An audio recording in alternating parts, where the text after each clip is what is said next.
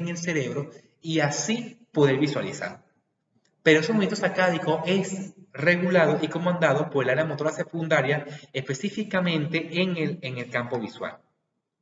Se describe que se encuentra en la parte posterior de la segunda circunvolución del lóbulo frontal.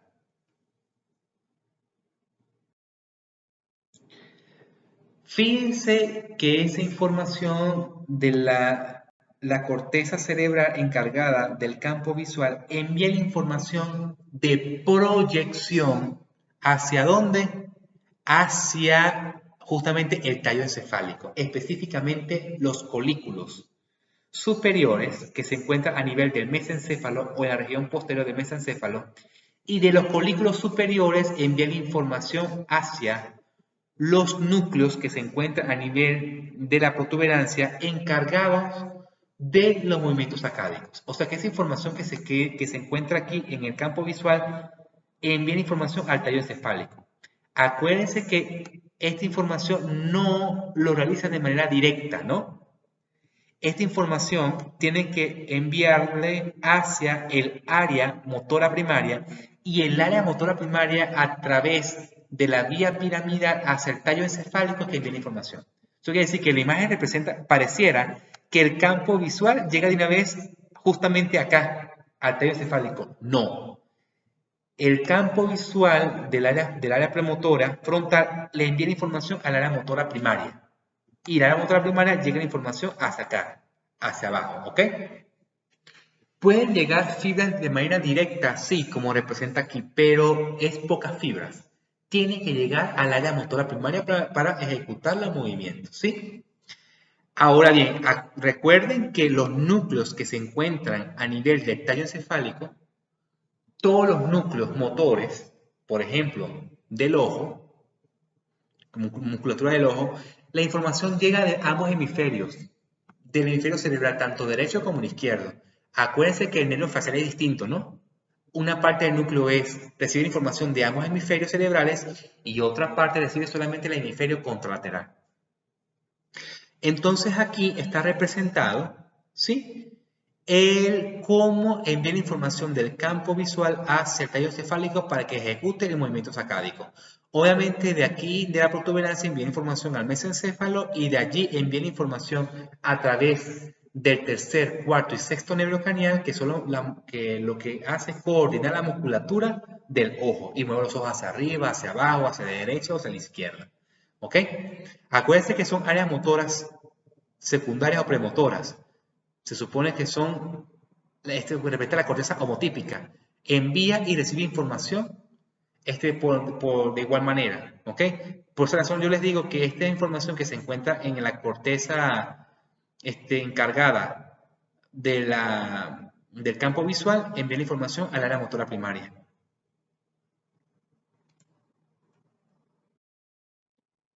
Fíjense que así como existen circuitos neuronales para el movimiento de la mano en un ángulo en específico, también existen circuitos neuronales para movilizar los ojos a una dirección en específica.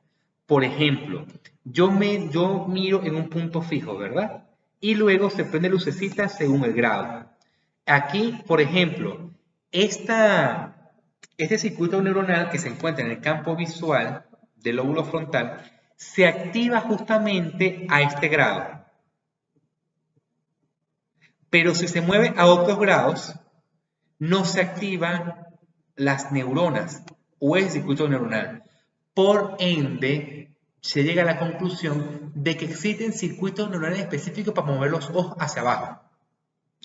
Existe otro circuito neuronal aparte que mueve los ojos hacia arriba. Existe otro circuito neuronal que mueve los ojos hacia el lado derecho. Existe otro circuito neuronal que mueve los ojos hacia el lado izquierdo. Y así sucesivamente. Así como existen en el área motoras secundarias neuronales en el espejo y en el área motora primaria circuitos neuronales que ejercen movimientos específicos, también las neuronas del campo visual que realizan los movimientos sacádicos, también existen circuitos neuronales que ejecutan movimientos específicos de los ojos, o hacia abajo, o hacia arriba, o hacia la derecha, o hacia la izquierda, o diagonal. por ejemplo, ¿sí? ¿Por qué es importante estudiar el campo visual? Usted se pregunta, ¿pero eso tiene que ver con psicología? Sí. Cuando estudiemos el área cognitiva de atención, porque yo para atender la clase de hoy, por ejemplo, por las diapositivas, y yo estoy viendo la diapositiva, es porque mis ojos están centrados en la diapositiva. O sea que el área cognitiva de atención está enviando la información al campo visual del lóbulo frontal para que los ojos se encuentren en las diapositivas y reciban la información lo más que puedan. Ya vamos a ver más adelante la relación entre atención y memoria, pero el hecho de que ustedes conscientemente, ustedes están mirando la diapositiva, es porque este área del cerebro está comandada para que reciba la información adecuada para mantener los ojos fijados en ciertos sitios de manera voluntaria. ¿Ok? Entonces, cuando veamos atención, volvemos a tocar este tema.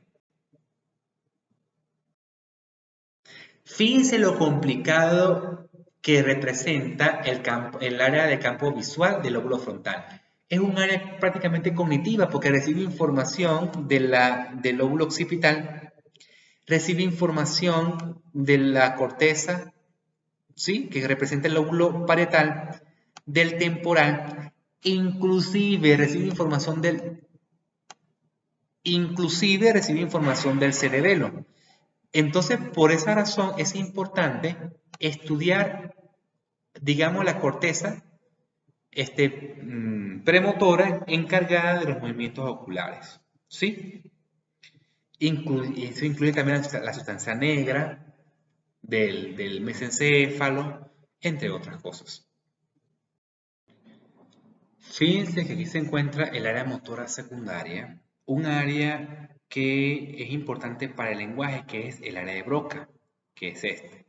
Se encuentra en la porción posterior de la tercera circunvolución del lóbulo frontal y esta se encarga de planificar el movimiento de la lengua y de los labios para poder moverlo y expresar mediante un conjunto de símbolos, o sea, el lenguaje, hacia el área motora primaria, que se encuentra aquí al lado, y enviar información al tallo encefálico para mover los labios y la lengua. Entonces, el hecho de que yo estoy hablando en este momento y estoy diciendo lo que estoy pensando, porque estoy utilizando mi memoria y estoy pensando, y quiero expresar mis pensamientos a través del lenguaje expresivo, a través del área de Broca, entonces allí envío información al área motora primaria para poder mover los labios y la lengua. Entonces, por esa razón es muy importante esta área porque participa en el área del lenguaje expresivo, área de Broca. ¿Ok? Obviamente, alguna alteración que se encuentre aquí en esta área, la persona podrá comprender adecuadamente toda la información que le llegue mediante los sentidos, pero no podrá expresarlo de manera adecuada. ¿Ok?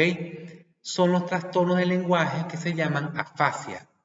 ¿Sí? Eso sería una afasia de expresión, porque no puede expresar adecuadamente sus pensamientos. Entonces existe lo que se llama afasia de expresión o afasia de Broca. Se encuentra en la porción posterior de la tercera circunvolución del lóbulo frontal.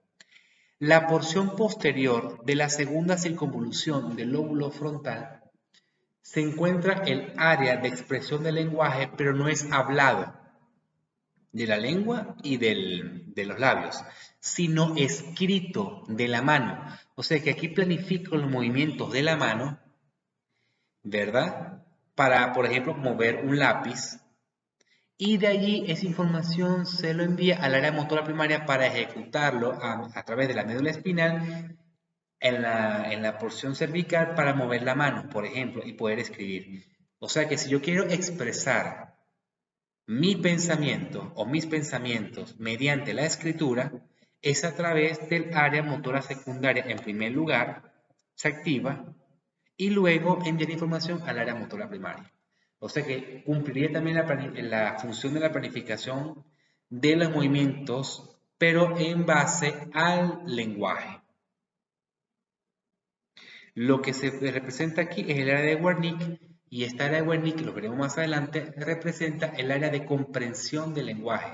El hecho de que ustedes en este momento me estén comprendiendo la información, porque estoy hablando y el hablar, estoy utilizando simbología para poder que ustedes entiendan la información, está activando el área de Wernicke, que es el área de comprensión del lenguaje. Eso lo aplicaremos como área cognitiva. Por esa razón, en principio voy a hablar de la función de los lóbulos por separado, pero ya pueden tener una idea que estoy combinando el lóbulo frontal con el lóbulo parietal y temporal, y ya al combinar dos o más lóbulos estoy hablando de un área cognitiva. Por esa razón, el lenguaje es un área cognitiva. Fíjense que el área motora secundaria o el área premotora recibe información de la percepción o de la percepción espacial, ¿sí? Y la percepción de los miembros, por ejemplo, superiores e inferiores. La percepción auditiva, la memoria, la percepción visual y memoria. Todas estas percepciones que se obtuvieron a través de la estimulación de los distintos órganos de los sentidos envían información al área motora secundaria o premotora para que después planifique el movimiento y así envíen información al área motora primaria para su ejecución. Por esa razón es importante Neurociencias 1 porque hemos estudiado todos los sentidos, cómo llega la información de la vía gustativa, de la vía visual y auditiva, para llegar a que el cerebro lo perciba. Y una vez el cerebro percibe la información a través de los sentidos, se toma la decisión de ejecutar el movimiento. Y ya ejecutar el movimiento representa a la conducta que se pueda visualizar. ¿Sí? Movimiento de manos, pies, correr, expresión facial, etc. Ahora vamos a hablar de la corteza prefrontal. La corteza prefrontal es un área de la corteza gris del cerebro que es la más evolutiva, ¿okay? La más nueva. Es más, es la última que se desarrolla en el ser humano. Se describe que la corteza prefrontal se desarrolla o termina de desarrollarse a los 25, máximo 30 años de edad. Y se da cuenta de la importancia de esta corteza porque primero determina la personalidad de las personas y segundo cumple funciones específicas muy avanzadas para determinar, digamos, la toma de decisiones, ¿sí? Que la toma de decisiones es lo que determina al ser humano, ¿ok? Y participa en la motivación, en la toma de decisiones, en la planificación y secuenciación de cosas, etcétera, etcétera. Entonces aquí la corteza prefrontal se divide en tres partes.